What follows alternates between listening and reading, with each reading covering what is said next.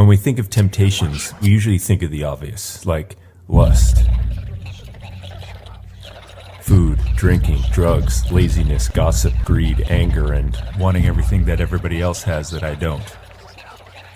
But then there are the not so obvious, like, am I tempted towards negativity, criticism, judgment, resentment, discouragement, envy, vanity, dark thoughts, overthinking, and the two big ones, doubt and self-pity. If we're going to go into battle, the first step is always know your enemy.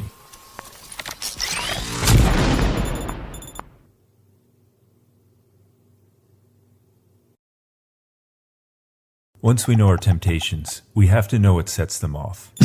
Maybe it's a person, place, or thing. Maybe it's a mood or feeling like boredom, idleness, or complete and utter loneliness. But I think you and I know that 99.9% of all our triggers comes through one thing. Our portable, pocket-sized conduit of all the temptation of the entire universe. Know your triggers. Remove and avoid the ones we can, and have a solid game plan ready in advance for the ones we can't.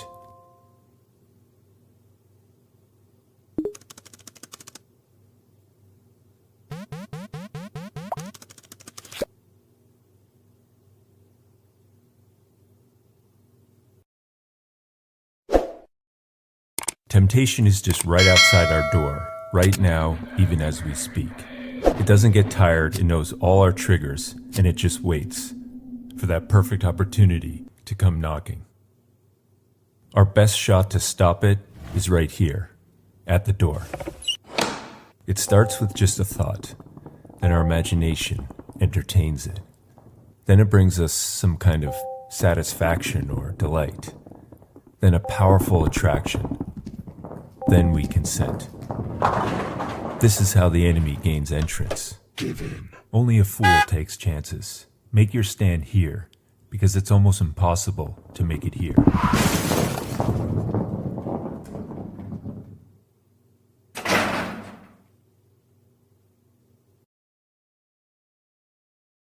Keep reminding yourself that any temptation, no matter how strong and annoying it may be, will always pass. The saying goes, the devil who knocks and finds no entrance eventually gets bored and just moves on. I've found it takes about 23 minutes.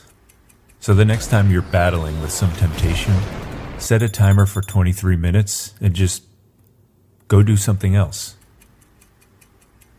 The best weapon for annihilating temptation is actually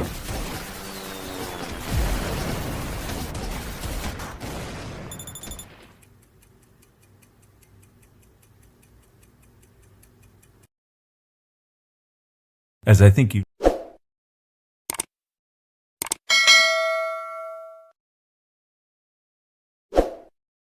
know, some temptations become so wired into our brains and biology that we come to realize pretty fast our own strength and willpower just aren't enough. The strength comes from surrendering. Not surrendering to some temptation, but surrendering to the one who has the power. Infinite power. Now I know some of you are thinking, yeah, I prayed, it does nothing. Well, think of it this way.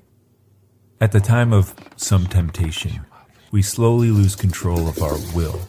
It becomes agitated and excited like a crazy, out-of-control puppy. Now what happens when you place that puppy in its mother's arms?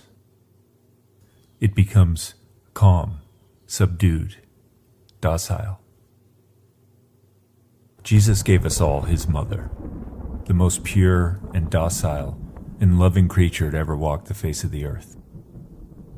The next time you're battling some temptation, just place your will into your mother's arms and take a deep breath and surrender.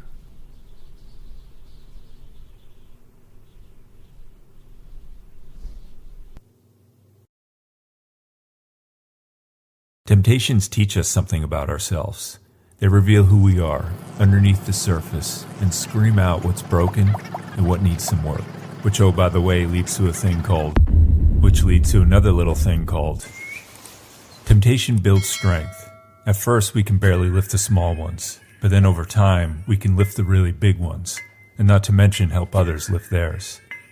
Think of each temptation as an opportunity to build strength.